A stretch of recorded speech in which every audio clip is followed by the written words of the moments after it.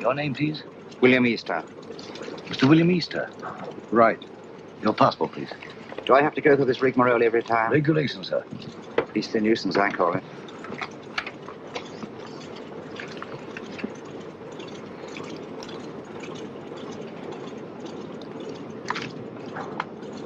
You will receive your American visa in Lisbon. Will there be time? Definitely.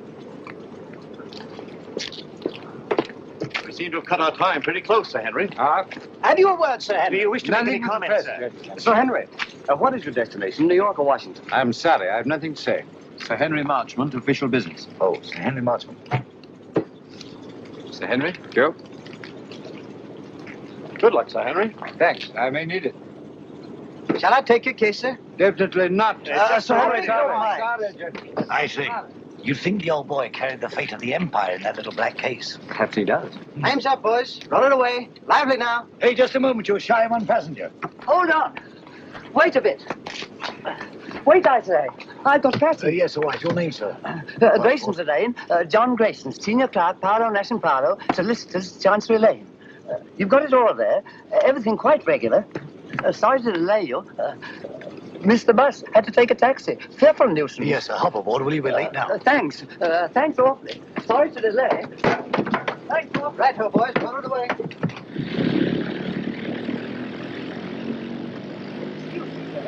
Awfully sorry. Quite all right. No sense of balance. None whatever. Thanks. Clumsy of me. No sense of balance. That's what it is. Effect of the inner ear, I fancy.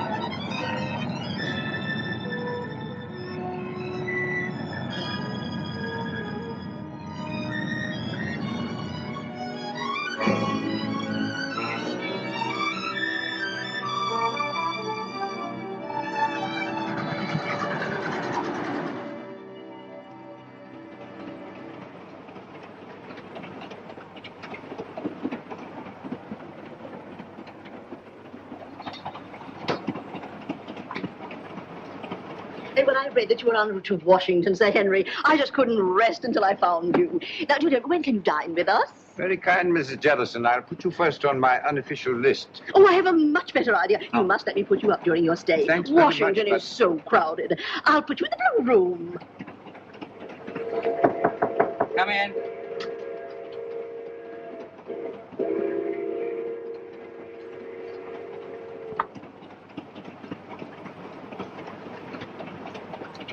Thank you, sir.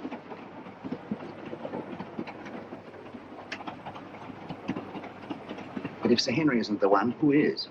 I don't know. But the head received a cable from London tipping him off. It's up to us to find the real British agent before this train reaches Washington. Yeah. Whoever's got the document will be protected there. If Sir Henry isn't carrying it, I've got it. Besides Sir Henry and myself, only one man's come all the way from London. The chap called Grayson, John Grayson. Well, then Grayson's our man. Grayson's carrying the document while Sir Henry's being used as a decoy. It's so old, it's new. When Grayson leaves the club car and goes to get his luggage, that's our cue. We know what to do, Easter. Good. That's Grayson standing at the bar. The little fellow.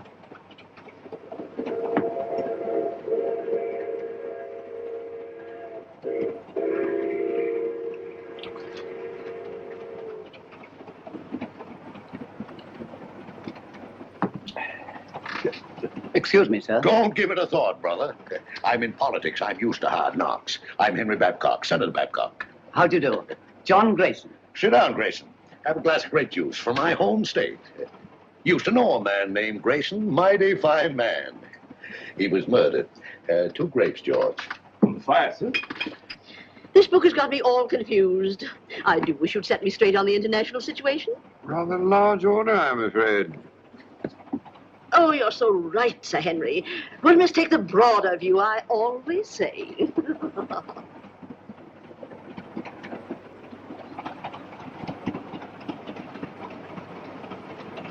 Another grape juice, Grayson. You can't have too many vitamins, I always say. Thanks, Senator. But if you don't mind, I'll have a whiskey and soda. Why, sure. George, bring him over, will you? Yes, Let's sir. get a chair. I was built for comfort.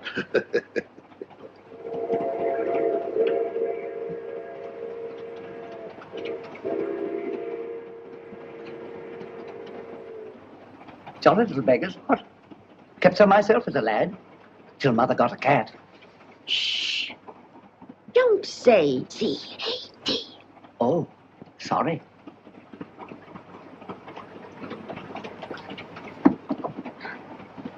Permit me, ma'am. Oh, thank you. Very kind, I'm sure. Pardon me, sir. Here we are. Porter, Yes, sir. are we on time? Yes, sir. Be in Washington in 20 minutes.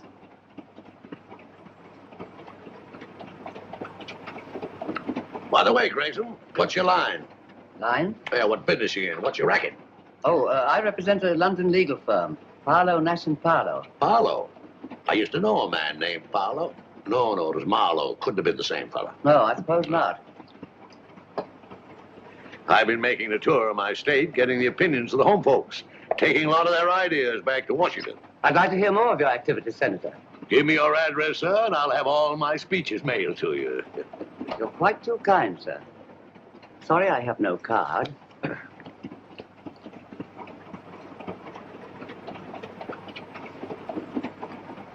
Oh, Porter. Yes, miss? Permit me. Thank you very much. Not at all. I'll be at this address for the next week or so. I hope. Thank you. I'll get my papers together. Pleasant meeting, my friend. Better look me up in Washington. I'll just get my bag. Thank you, thank you. Oh, I forgot to pay George. Excuse me, sir. Well, what's the matter? Just a little blackout. Keep your seat. Just a little blackout. Keep your seat. Mice! Oh, dear. All gone.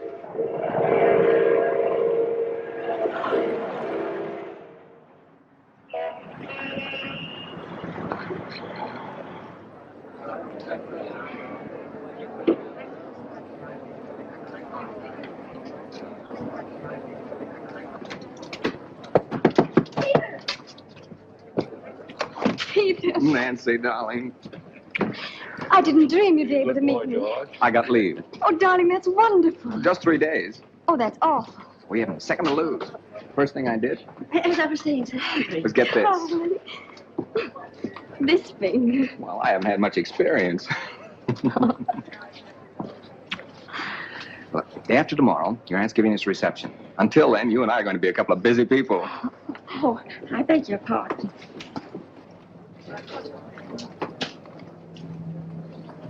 Goodbye. Who's your boyfriend? You needn't worry. He just lit a cigarette for me.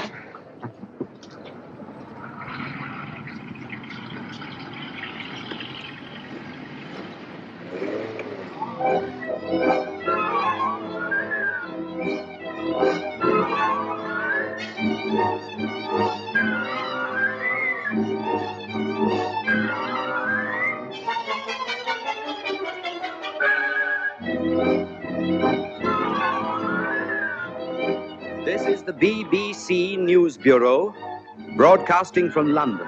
At this time, we present our regular morning summary of the news. A British subject has disappeared under curious circumstances.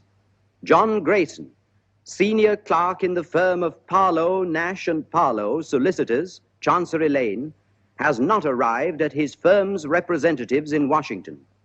Foul play is suspected. Deplorable. Simply deplorable.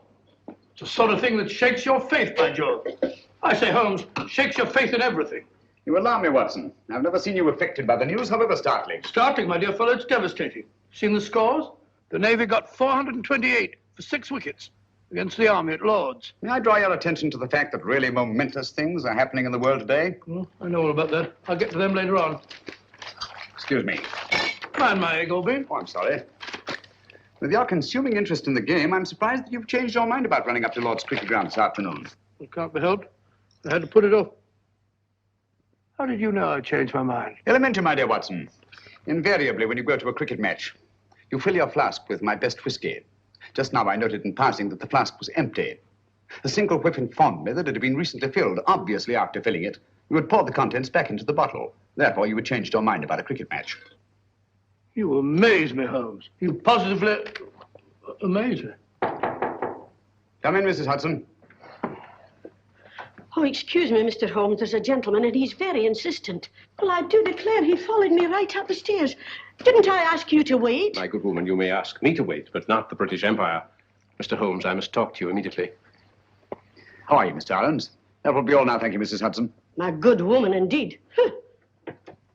Ahrens? I seem to know that name. Don't tell me, my dear Watson, that you don't recognize Mr. Ahrens at the Home Office. Oh, yes, of course. I knew the moment you came in. How are you, Ahrens? How do you do? Do you see what the Navy did to the Army at Lord's yesterday? All right, Watson, go on with your breakfast. Bad show. 428, 6 wickets. Mr. Holmes, I'm here on a matter of the utmost secrecy.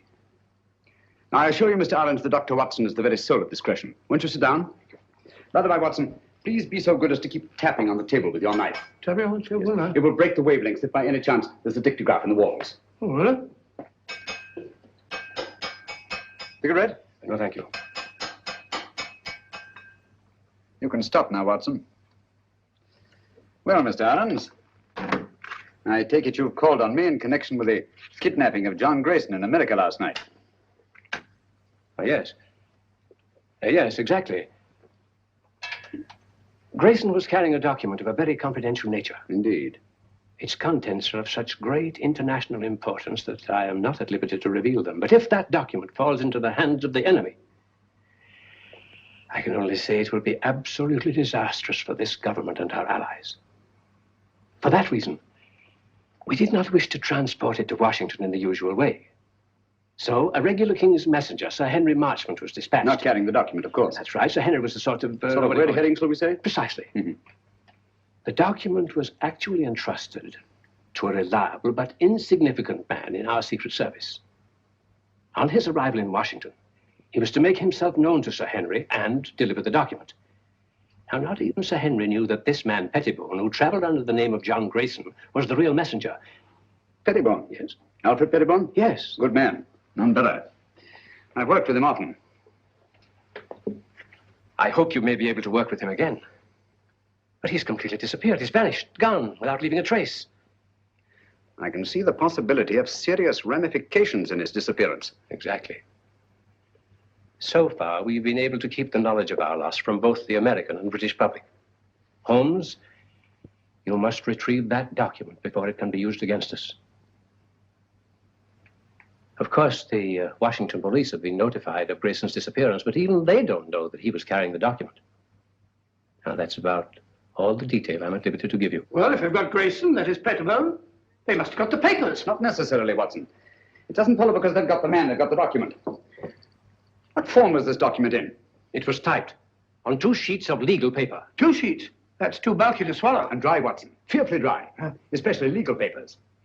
Well, whatever shape the document was in, I trust Pettibone to get rid of it before anyone could lay hands on him. The document must be found before it falls into the hands of our enemies. I'm here on behalf of His Majesty's government to urge you to find it. That means going to Washington, of course. With all possible speed. A bomber is waiting for you at Croydon. Goodbye, Dr. Watson. Goodbye, sir. Goodbye, Aarons. Goodbye, Holmes. Good luck. Thanks very much. We're relying on you. Well, Watson, we're off to Washington at once. America? I say, that's exciting. I've never seen a game of baseball. Let's go and start packing at once. First, I'd like to take a look at the home of Alfred Pettibone. Come on, Watson.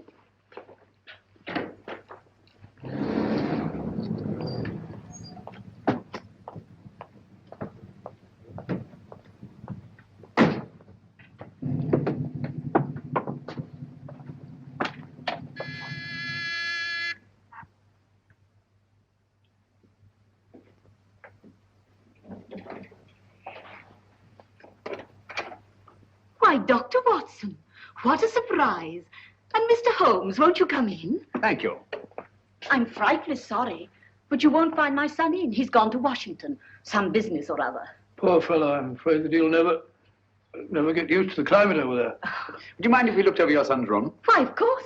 It's upstairs. Thank you. Some friends tell me it's very, very muggy, very sticky. I had a letter from Philadelphia the other day. I'll find his room in a dreadful pickle, Mr. Holmes. Quite literally is. If I as much as put my nose inside. As if I cared anything about his silly old collection.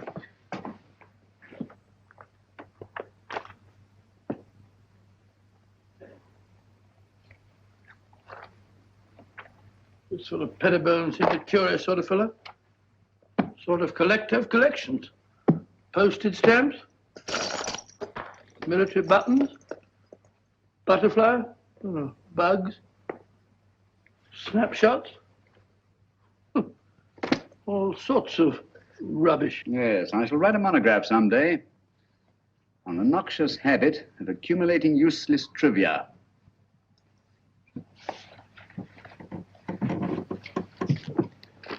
Please be so good as to stop pacing, Watson. You distract me. All right, all right.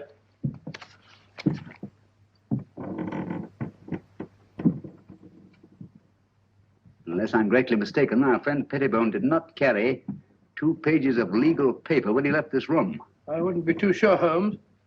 Ashes are deceptive, you know. On the contrary, my dear Watson, the rag used in our official documents leaves an ash that is unmistakable. Oh, do stop pacing. I'm not pacing. I've moved an inch. I'm sorry, old fellow. My error. Must be Mrs. Pettibone. Heavy woman, light on her feet. Doesn't follow. Our friend seems to be quite a camera enthusiast. What's this? Cook F1.5. That's a very fast lens. F3.5. Summer. Copying setup. American match folders. That's right. USA. Now, why would Pettibone want American match folders in his work? And a microscope. Most interesting. Oh, what's this? Watson, this microscope was last used for examining microfilm. I'm beginning to see the pattern. Stop now. Did you know that the letters of our soldiers overseas are being photographed on microfilm so that one carrier pigeon can carry the equivalent of 18,000 letters? We had a carrier pigeon in the last war, back in 1915, belonging to the Brigade Signal Corps. Did you? Yeah, the poor bird kept flying round and round in circles all day long. Found out later on that it was cross-eyed. Tragic thing. Huh? Perfectly true. Where are you going? Huh? Oh, dark room, huh? This is what I was looking for. Huh? This projector magnifies tremendously anything placed on the slide, like this piece of microfilm. Understand? I can't say I do exactly, no. Wait a minute. I'll show you what he's photographed.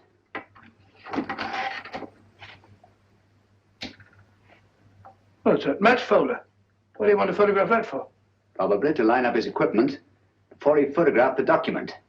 We've done it, Watson. Over? Yes. Come along. Oh, it's all as clear as mud to me. Just as I thought. This document has been reduced to microfilm to make its concealment possible. Alfred Pettibone is a most ingenious fellow. A bulky document is obviously difficult to conceal. But 2 pages of a state paper, photographed on microfilm, would be reduced to a size no larger than a halfpenny stamp. Slitting a match folder with this razor blade, Pettibone placed the now minute document inside, stuck it together again, and there he had it. An American match folder, rare in London, but completely inconspicuous in the United States. Do you mean to say we're off to America just to look for a match folder? It's a big country. A big country, Watson. And a small match folder. Come along.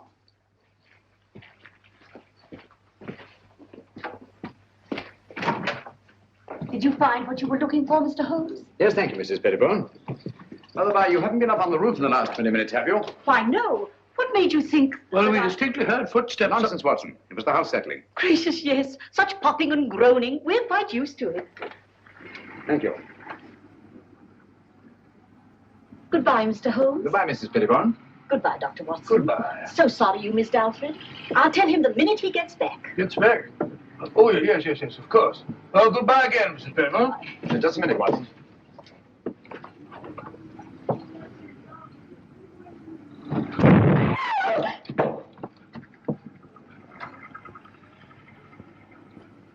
That was no accident, I assure you, Watson. Well, aren't you going to find out who did it? Time's too precious now. But at least I know they've learned of my entry into the case. They? Who are they? The same group that took Alfred Pettibone off the train on his way to Washington. A group that will stop at nothing to get their hands on the document he carried. Their leader is a clever, resourceful criminal who seems to have sources of information from everywhere. Oh, that means a worldwide organization. Who'll stop at nothing, you say? Quite. That's why we must get our bags and ourselves aboard that bomber without delay. We're opposed by an adversary worthy of our best efforts. At present, he has all the advantages. Even that of being only a merciless, nameless shadow. Think of it, Watson. In a few hours, we'll be flying out over the Atlantic. Huh?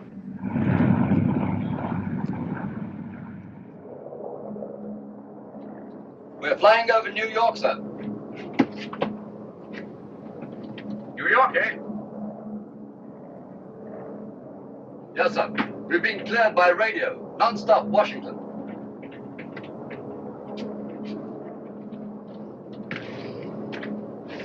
What is that book that so engrosses your attention, Watson? A book on the quaint customs and manners of America.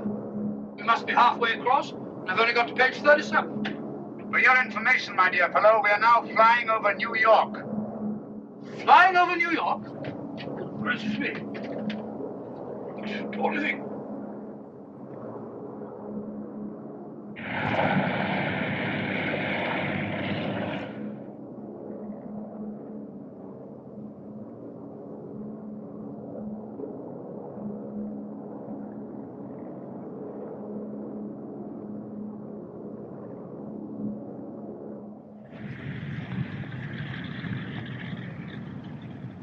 This is the embassy car, Mr. Holmes. You're being very helpful, Mr. Lang. Detective Lieutenant Grogan of the Washington Police. How do you do? Welcome to Washington. Thank you. This is my associate, Dr. Watson. How do you do, sir? How are you? I suppose I should say, how are you, buddy? What's cooking? Oh, come along, Watson. Oh, it says in the book. What's cooking?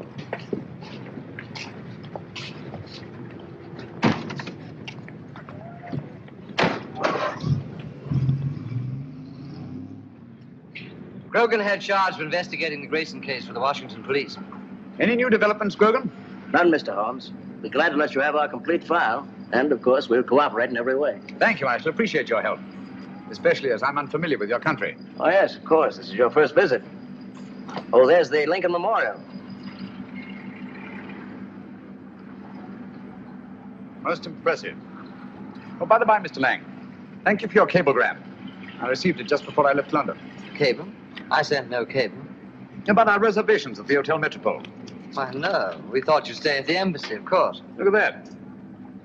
Well, since some strange person has taken such an extraordinary interest in my welfare, I think I shall stay at the Hotel Metropole. Oh, Mr. Holmes, there's the Washington Monument. There's the Capitol, Mr. Holmes.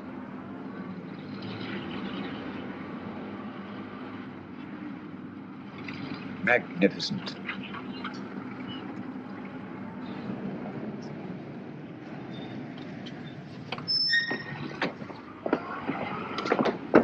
We're expecting you, Mr. Holmes. Thank you. I questioned everybody known to have been in that club car, as a matter of course. Sir Henry Marchmont confirms that Grayson had contact only with the people on this list. Now, he had a drink with Senator Babcock, and he chatted with a Miss Pringle about some mice she had in the cage, and he picked up a book dropped by Mrs. Jellison. Not very much to go on. How many of these people have been attacked already? I've heard about your deductions, Mr. Holmes. Well, Senator Babcock was held up on his way from the station, with nothing taken. Mrs. Jellison's home was ransacked that night. And she found the book that she carried from the train literally torn to bits. That's right. Miss Pringle? Well, Miss Pringle says someone released the mice from the cage during the night sometime, and she found the cage torn apart. What happened to the mice, I wonder? An intriguing line of thought, Watson, but not essential to the case. Mm-hmm. Apparently, Grogan, they're still looking for the document. I'd very much like to have a look at that club car. Well, that'll be easy. I have the car held in a siding in the railroad yards. Good. But we've searched the car thoroughly, Mr. Holmes. We couldn't find a thing. Well...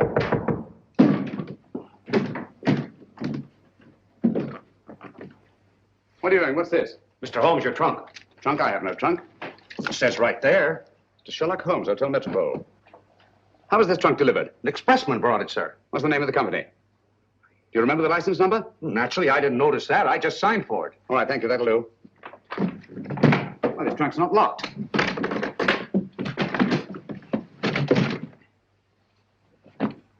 Great Scott. Poor chap. You recognize him, Mr. Holmes? Yes. Who was he? The man we're looking for, John Grayson. His real name is Alfred Pettibone. British Secret Service. Why should they send the body here? Obviously to frighten us. Or to tell us they know that Sherlock Holmes is on the case. Gentlemen, they knew we were on the case as early as their attempt on our lives in London. They're much too intelligent to believe that a corpse would frighten a trained detective. No, I rather think they intend this as a message.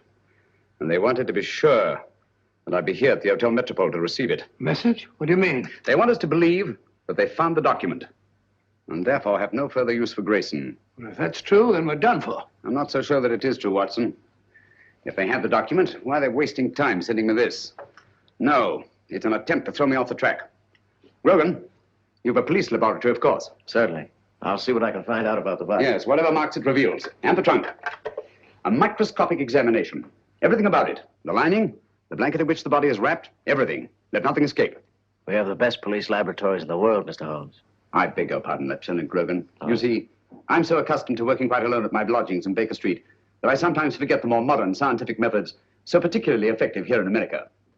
But if there's anything there, they'll find it, Mr. Holmes. While you're doing that, I'll take a look at the club car. Coming, Watson? Here we are, Mr. Holmes. I have the porter, as you asked, and the railroad company sent Mr. Moore to unlock for us. Delighted. How do you do? Very good. Let's go in. This way, gentlemen. Well, it looks as if the police have made a thorough search. Whoever did it, it wasn't the police. There have been visitors here since our friend Grogan. My goodness, look at our car. Talk about a blitz. I say, Holmes, if Grayson hid anything in this car, it certainly isn't here now. Not necessarily, Watson. If you'll help me put this place in some kind of order. Yes, sir, boss. This will go about here, I imagine. That's it, boss. Yes, And, yes. wait a minute. Oh, yeah, that's certainly more like it. Yes, sir. Thank you. That'll be all. Watson, will you be Mr. Grayson for the moment? Grayson? Huh, if you want me to, old man. What do you want me to do? You're having a drink at the bar. Oh, drink. That's not a bad idea. Drink at the bar. Bring me a whiskey and soda, will you, Stuart? Stuart? Sorry, Dr. Watson, but the bar's closed. Oh, it says the bar's closed. According to Grogan's reconstruction of the scene, let me see. Yes. Grayson pauses at the bar while Senator Babcock moves across and sits down here. Do you mind being Senator Babcock for the moment, Watson? Going up in the world. Sit down, please. Now, Miss Pringle is seated there. Over there, Watson.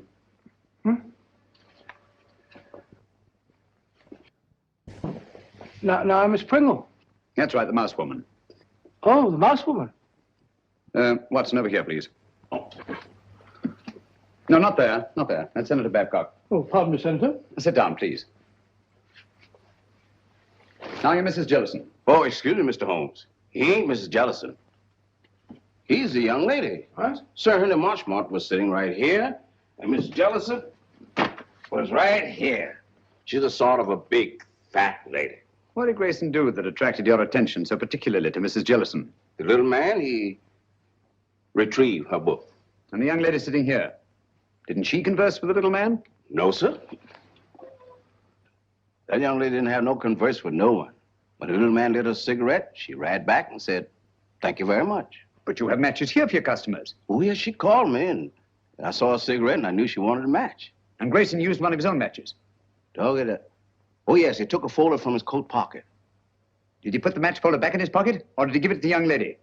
I don't remember. I was fairly busy. Try to remember. Well, if I should try to doomsday, I couldn't rightly say just what happened to that match folder. Oh, yes. I remember just one important thing. What? When the little man lit her cigarette, he said something very peculiar. What was it?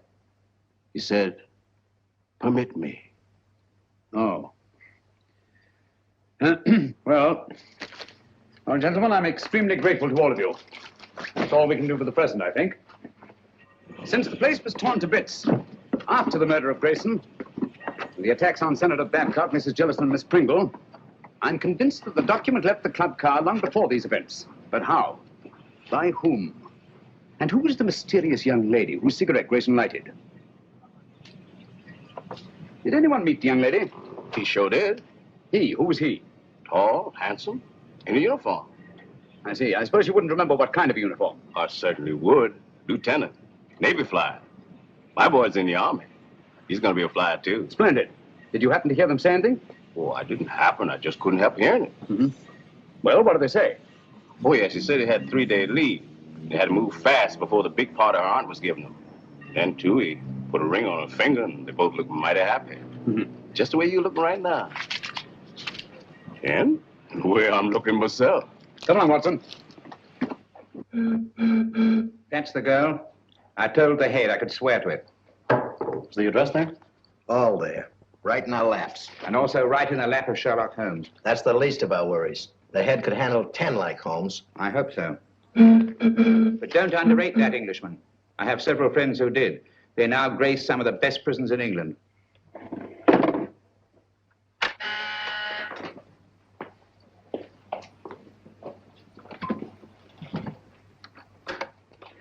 Yes, sir? I talked to the catering company. It's quite all right. They could hardly refuse me. It's the Acton Company. The Acton Catering Company. Yes, sir. I know what to do.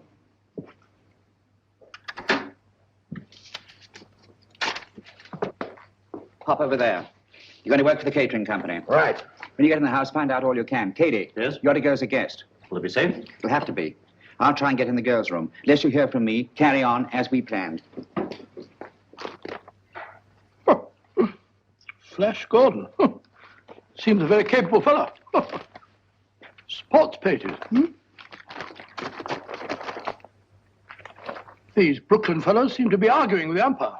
Story thing. What are you eating, Watson? Gum? Oh. put it away. Hmm?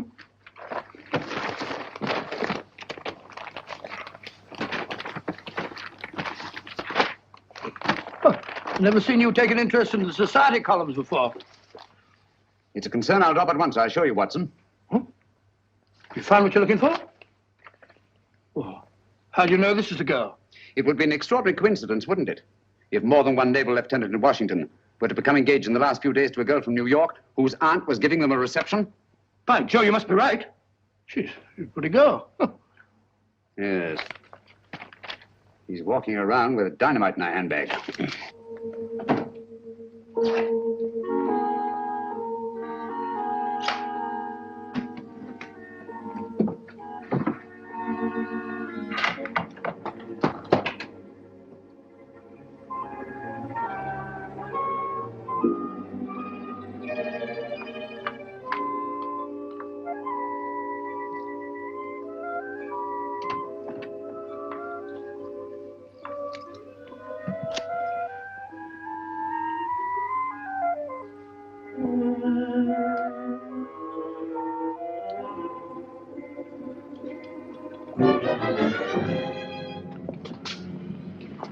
625 Wardlaw Place.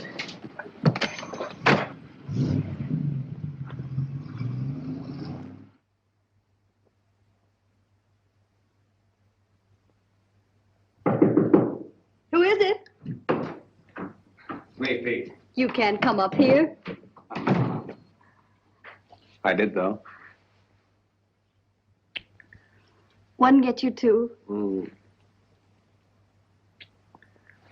That party's gonna be awfully dull after this. Let's not go. Let's go away and get married. You've only got one more day.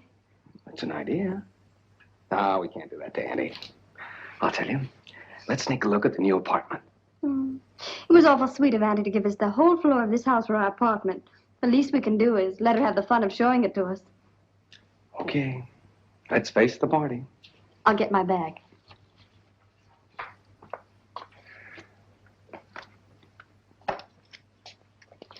Thank you. Oh, no, you don't. That's the way I got them.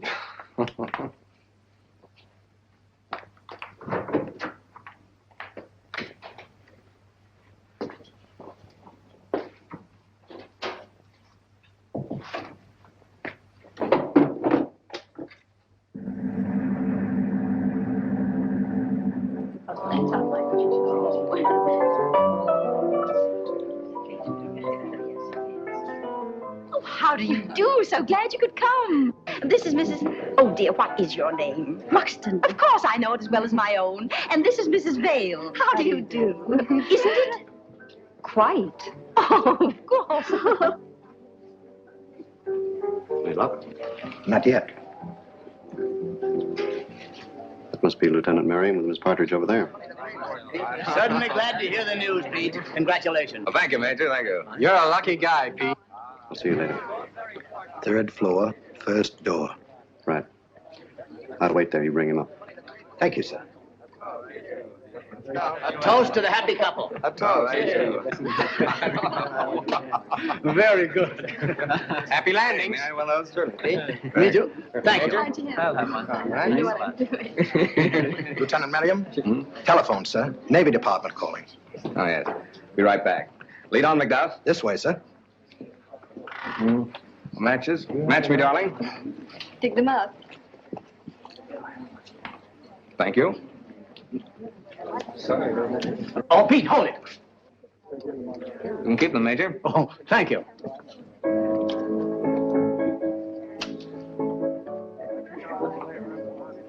Thank you. Not for me, thank you. No, thank you. Why up here? They said it was private. There's a phone in here, sir. Hey, it's my new apartment. Miss Partridge didn't want me to see it till after it was finished. Here you are, sir. Quite a smell of paint, sir. In here, sir. Thank you.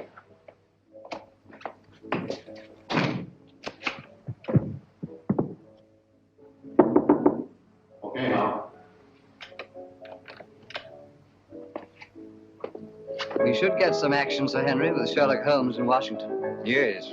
I don't mind telling you I'd give anything to get my hands on that document. Yes, I know. Or at least know that it's in safe hands. Thanks. Engaged today and married tomorrow. No, thanks. Have you a match? Miss Partridge? Yes? Lieutenant Merriam asked if you would come to the new apartment. But he's not supposed to see it yet. The new apartment? He must think you're already married. Yes, I don't dare let that man out of my sight. Excuse me, will you please? Surely. Oh, I'm so sorry. May I? Thank you. This way, please. Oh, I know the way, thank you.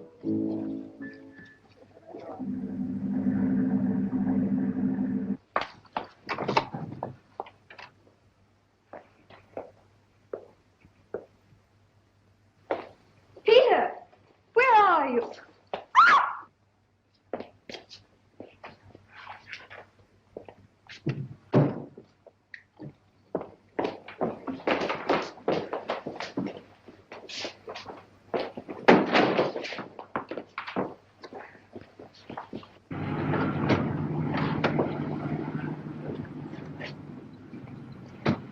Well, here we are, Grogan. Good connection. We'd better go into the party. Well, I think you better go in first, Mr. Holmes. I'm not very good at this sort of thing. I think you do all right.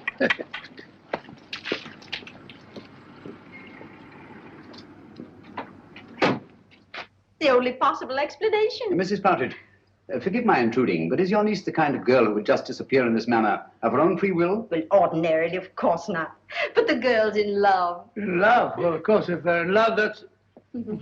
Even so, they'd naturally tell you of their destination. Really, I've no idea.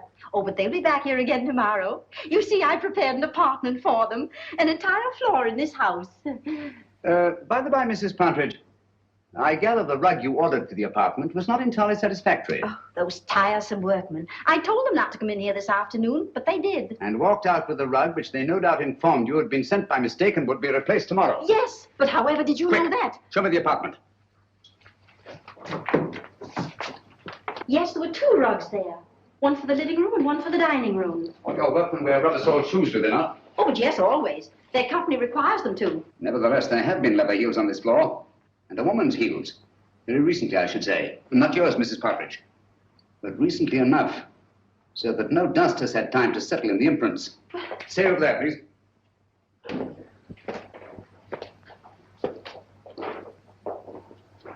There seems to be a struggle over there. The woman's footprints disappear and a man's leather heels come round and stop there. Either she was carried out in the carpet or else... Where does that door lead to? Why, it's a dressing room. Perhaps an ordinary skeleton key. Let's try it. Watson, this is a matter for you, I'm afraid. Excuse me. Who is he? Is it Miriam? Peter! Take it easy, Mrs. Partridge. Let the doctor examine him. How is he, Watson? Nasty crack of the head. Nothing serious, thank heavens. Is there somewhere where you can lie down? Of course. Poor Peter. Take him to my room. Yeah, son, put your arm around my neck. That's the notion. Mr. Holmes, you must find Nancy. Quite. Poor Peter. That girl disappeared right from under our noses. It's unbelievable. I better try to trace that truck. That won't lead us anywhere. Our antagonist is too clever for that. But the girl must be found immediately. You're sure the police chemists found nothing definite in their examination of the trunk? Not one thing pertinent to the case. What about Grayson's body and the blanket it was wrapped in? Nothing. Every object connected with this case has some kind of story to tell. Do you think they'd mind if... The laboratory is completely at your disposal, Mr. Thank you. Dr. Watson and I will go there at once. Usual findings on the trunk, Mr. Holmes. Bought in Washington, been banged about a good deal. All labels removed. And the body? No marks of any kind. Very well. If you need me, call. Thank you.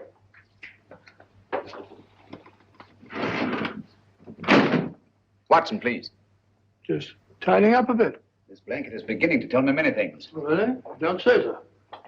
It only remains to translate them properly. Yes. And just as I thought. This blanket has had a most varied history. It's been on many a sea voyage. The latest not 6 months ago. Since then, it has been used to wrap a multiplicity of objects. Carvings of teak wood, candle snuffers made of pewter.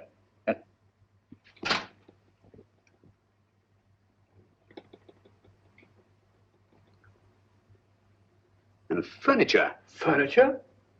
Yes. Teakwood leaves an unmistakable stain. Pewter rubs off easily. And there are evidences of wax drippings. But what particularly concerns us, Watson, is the furniture. Most likely a chair. Louis XV. In yellow and maroon satin. What do all these things suggest to you, Watson? Let me see. An aunt of mine, Matilda, lives in Brighton. Very old-fashioned. Very aged. Exactly. Antiques. We've a lot of ground to cover before nightfall. Ground? What ground? If necessary. All the antique shops in Washington. A-N-T-I. There we are. Antiques. Antiques? What connection is there? Louis XV's chair with his partridge girl? This sliver of wood came from a Louis XV chair that had once been wrapped in that blanket. From other evidences the blanket supplies, I deduced that it's been used in an antique shop. And whoever controls those antiques murdered Grayson and kidnapped the girl. What? That's it, Watson. Come along. Before the girl's kidnapper becomes her murderer.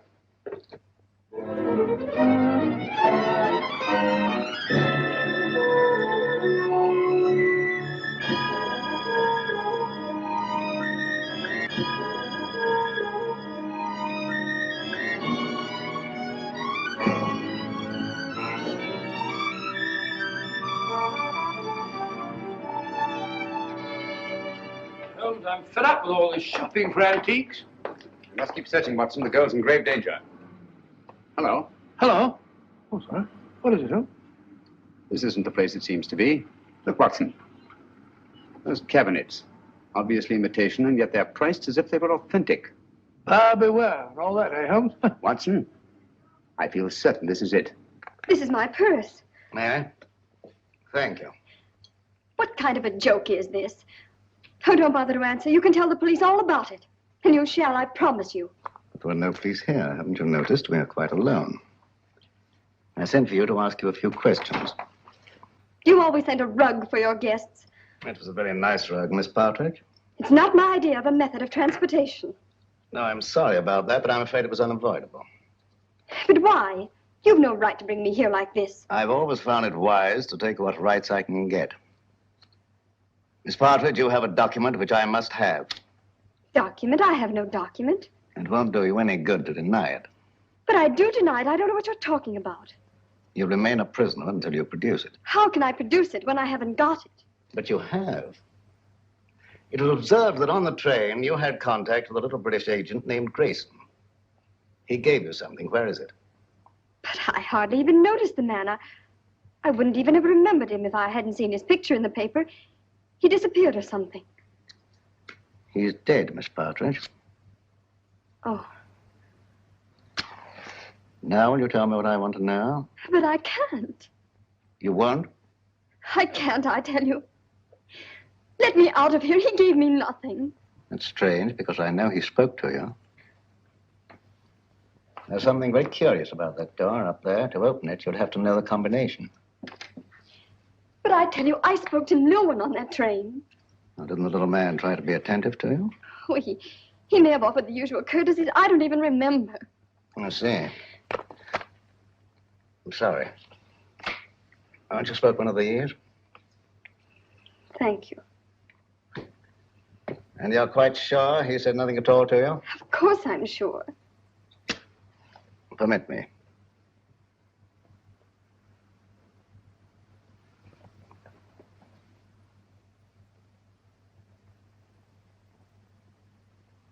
And you're certain that nothing passed between you?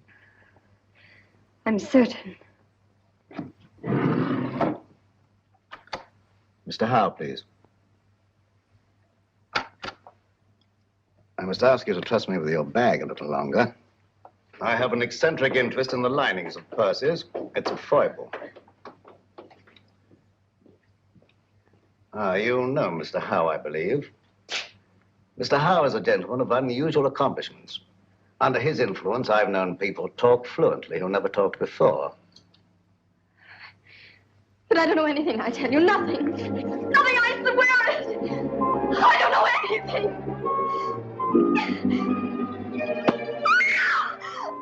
You stay out here. I'll go inside. I'll assume the character of an eccentric art collector. As soon as I'm convinced that this is the place we're looking for, I'll signal to you. And you get Grogan and bring him here on a run. But don't lose any time. An extra second may cost a life.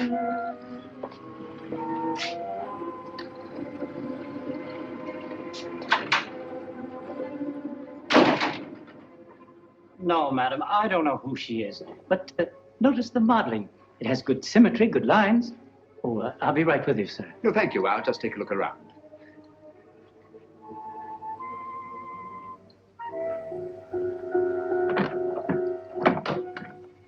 What an extraordinary cabinet. Spanish. Moorish influence. Imitation, of course. It is not an imitation, it's authentic. Oh, come now, my dear man.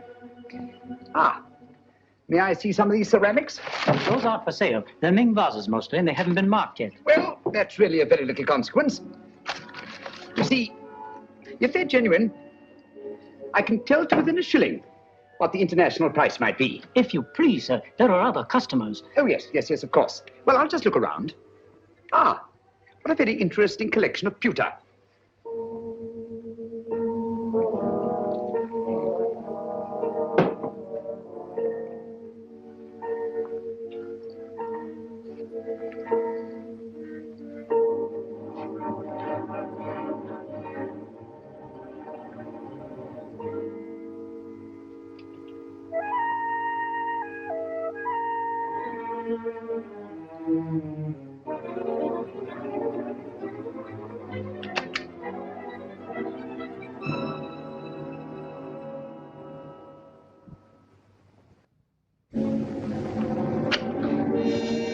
That'll be $500. Now, would you just give me the address where you want it sent? Yes, Mrs. J. Wellington, Jr. DuPont Circle.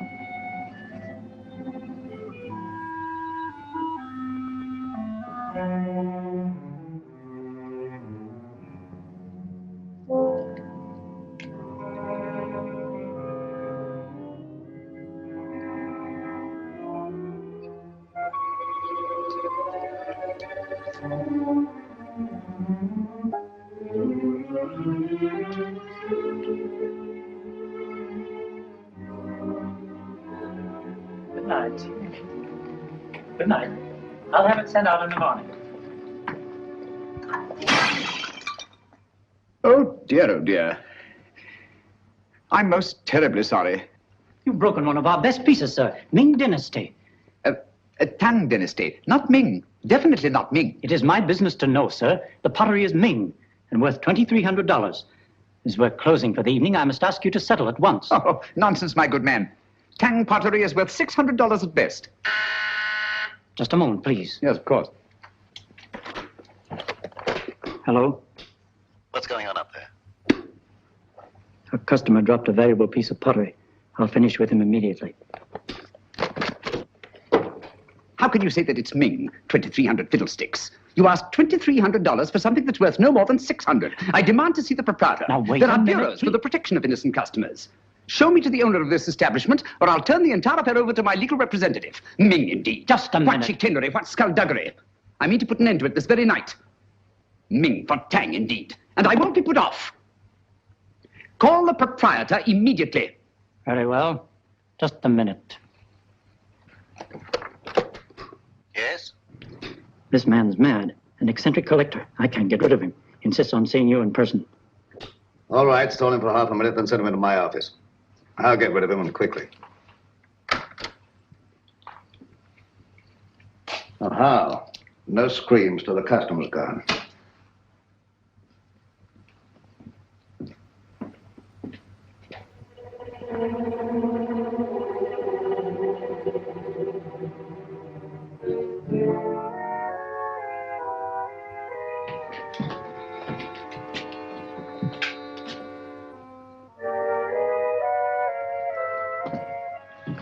You get downstairs. Yes, sir.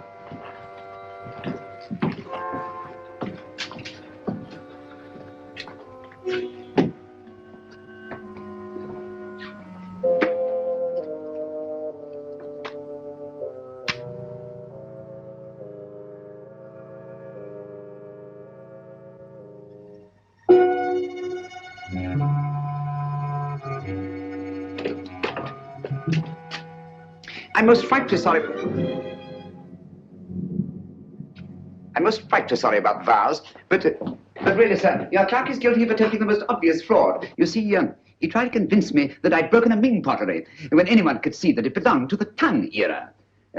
Its value is no more than $600. All right, you pay me the 600. We'll call the matter settled. Oh, thank you very much, sir. Thank you. I'll send you my check in the morning.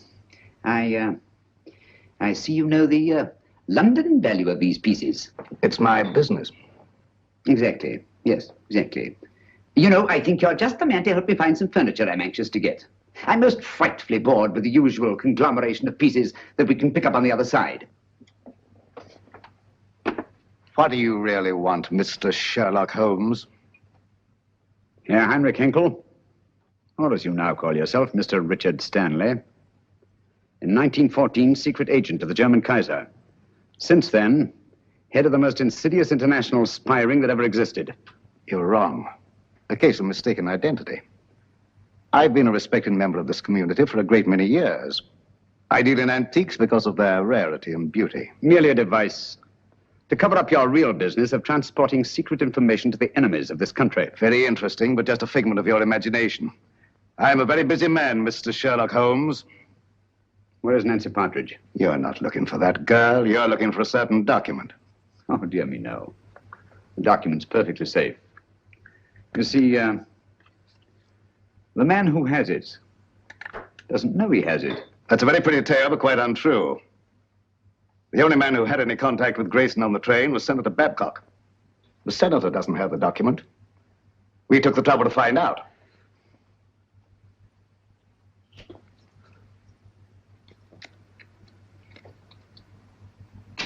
Permit me. Thank you.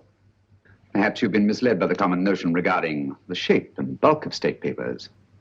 They might easily have been reduced to a convenient size, you know.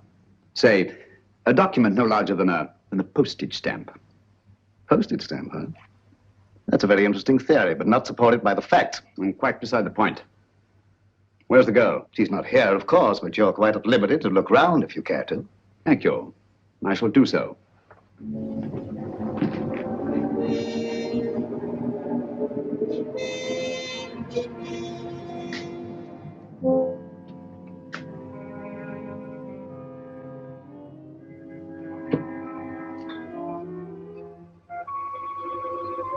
Interesting piece. Spanish, isn't it? Moorish. Oh, my error. It's an amazing specimen. I assure you won't find what you're looking for there. You stimulate my curiosity.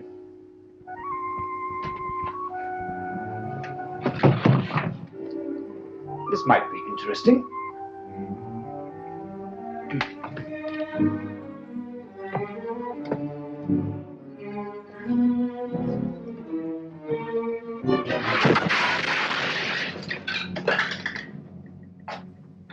The Moors were an incredibly inventive people, weren't they? Yes, it was in shocking condition when I got hold of it. But I had it restored. Very lively now, but old-fashioned. If that's the best you can do, Mr. Stanley, I think I may safely examine the rest of the room. Now help yourself. Thank you. Take your hand away from that drawer. Mr. Holmes, you didn't think I was going to draw a weapon. I never touched the things. How odd to find you squeamish.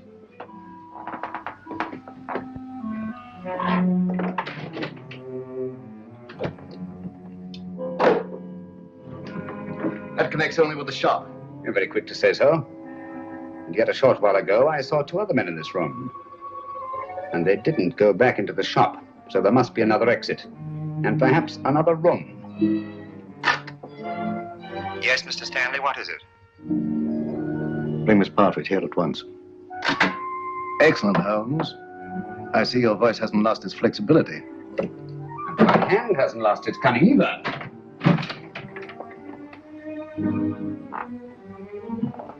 When they come here, tell them to leave the girl with you and to clear out. You think I'll do that? Yes, you will. You're playing with lives now, Stanley. Not just the girls. Thousands, millions perhaps.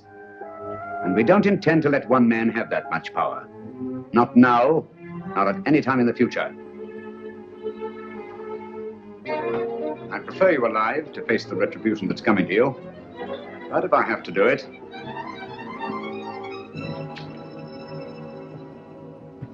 All right, Mr. Holmes. I suppose we must all meet our match sooner or later.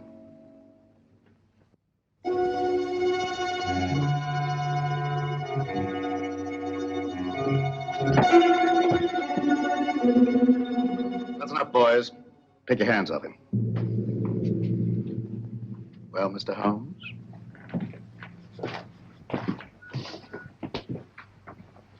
Tell the clerk to go home and see the front door's locked. Well, Mr. Stanley? It's the last trick that counts, eh, Holmes?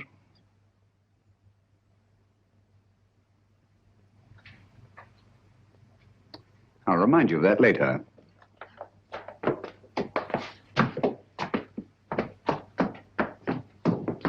Miss Partridge, allow me to present Mr. Sherlock Holmes, the world-famous detective. He's come to rescue you.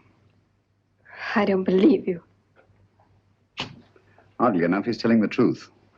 My name is Sherlock Holmes, and I did come here to help you. But I seem rather to have missed it. I'm sorry. I'm afraid you've had a bad time.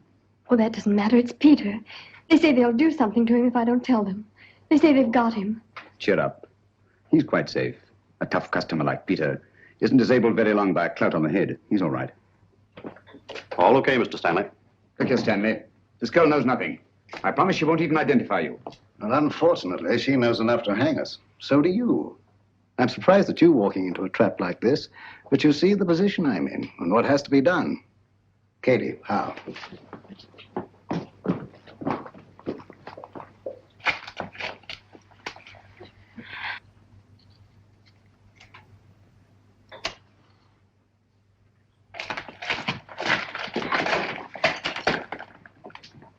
It will give me great pleasure to attend to Mr. Holmes personally. Easter, and the girl's yours.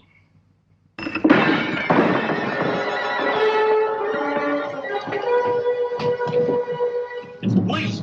It's the police.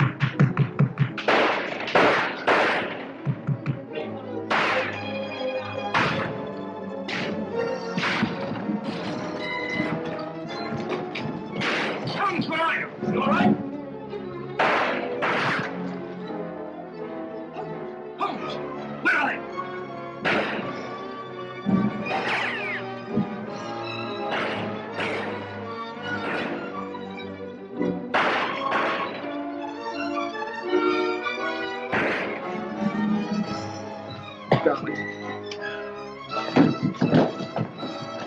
Thank heavens you're safe.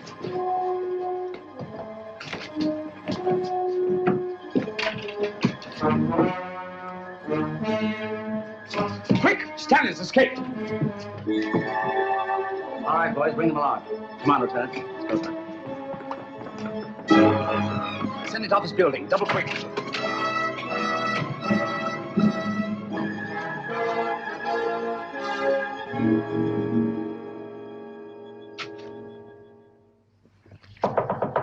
Come in. I'm glad you're safe, Senator. Safe? No man is safe. Look at the way my constituents snipe at me.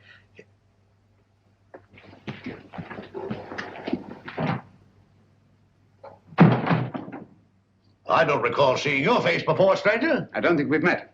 Well, that explains it. My name is Sherlock Holmes. Glad to know you, Holmes. What's on your mind? Senator Babcock, I'm here to inform you of great peril to your life. Richard Stanley, a dangerous criminal, is now on his way here. Richard Stanley? Why, he's the most respectable citizen of Washington, has been for years. What could Stanley possibly want from me? A document. I'm under the stamps of a letter given to you by a chap named Grayson. Grayson? Grayson? Used to know a man. Grayson? Why, that's the fellow disappeared. Say, I got that envelope right here in my wallet. Now, what does Stanley think could be under these stamps? A secret document of grave import. Reduced to microfilm and concealed under these very stamps. Thank you very much, Mr. Holmes. That's just what I wanted to know. I might have missed this microfilm if you hadn't led me to it. I seem to have underestimated your capabilities, Mr. Stanley. Yes, Mr. Holmes. Your famous powers of deduction and observation made you very well in Limehouse or Soho. But here in America, I believe you're out of your depth. If so, the verdict of history will be severe indeed. You nervous, Sherlock Holmes? I must confess to a marked irritation. Do you mind if I smoke?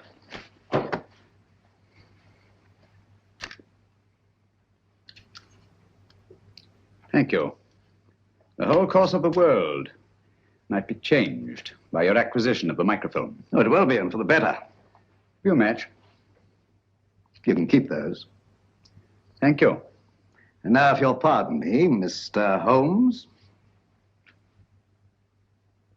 Why don't you do something, Holmes, if that thing's so all-fired important? The English senator. Cricket, old boy, always calling the crisis. The last trick, eh, Holmes? Yes, the last trick. Say, you're a smart fellow, Holmes. Here's the microfilm, Holmes. Thank you, Senator.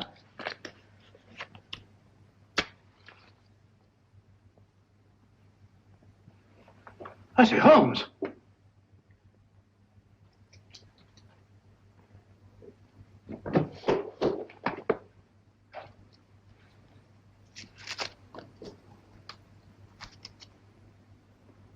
This is the microfilm with the document on it. It'll be in the proper hands within the hour. As I told you, Mr. Stanley, the man who had it didn't know he had it. Come on, let's go. Well, it'll be nice to get home to Baker Street, eh, Holmes? Yes. But this is a great country, Watson. It certainly is, my dear fellow. Look, up there ahead. The capital. The very heart of this democracy. Democracy. The only hope for the future, eh, Holmes? It's not given to us to peer into the mysteries of the future. But in the days to come, the British and American people will, for their own safety and for the good of all, walk together in majesty, in justice, and in peace. That's magnificent. I quite agree with you. Not with me, with Mr. Winston Churchill. I was quoting from the speech he made not so long ago, in that very building.